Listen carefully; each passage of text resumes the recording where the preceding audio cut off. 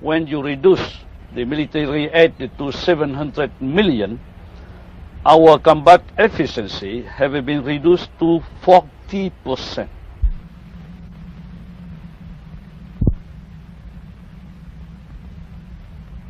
I think that the situation would be very dangerous for South Vietnam. Would be very dangerous.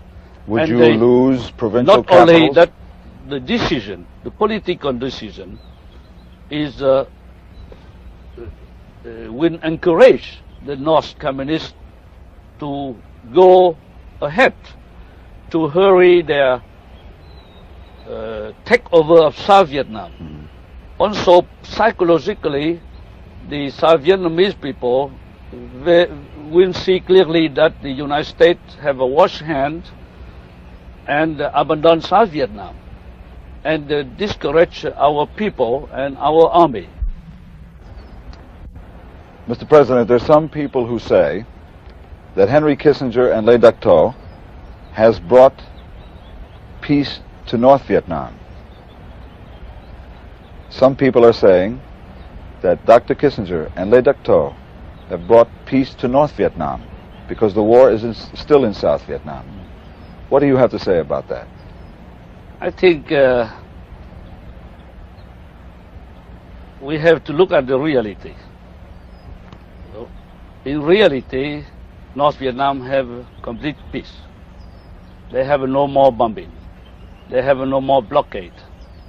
They are free to infiltrate the troops, the logistics, the weaponry to South Vietnam to continue the war.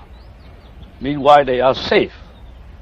No retaliation, no reaction from the United States, even from South Vietnam.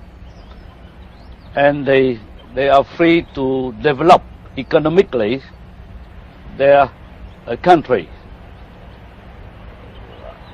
That in some sense it is just in the sense that only North Vietnam has a peace, and South Vietnam remain solely the victim of the war, and they are unpunished. The North Vietnamese are unpunished. I think it's not fair. It's not just when we talk about peace. Mr. President, what are South Vietnam's needs to continue and sustain the level of combat at the present time? Yeah. I would like to remind you that even last year, in the assumption that the violation of the ceasefire would be at the moderate level, we need the 1.4 billion to be sufficient on the one-to-one replacement and to cope with the small violation of a ceasefire by the communists. And you remember that through the appropriation, through the authorization, it has been reduced to 1 billion.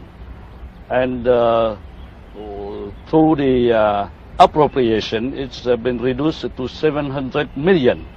And now the United States government asked the additional 300 everything to cope with the generalized offensive that the communists have launched 6 months ago.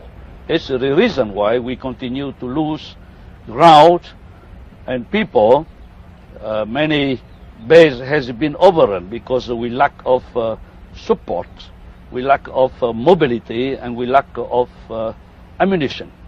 Now the general offensive is already launched by the communists 1 month before, even before they take over the Phuoc Long province.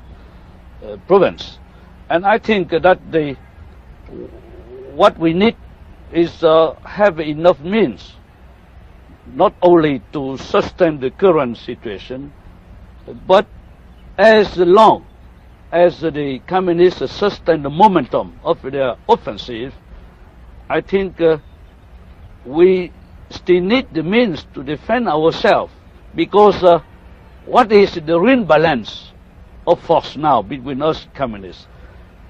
They have a almost double the strength in the force viewpoint. They have at least triple the logistic. They have a build-up since 2 years.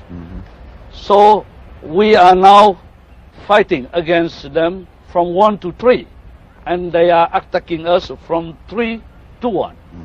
And in 1972, they could only sustain the momentum of their offensive for 3 months.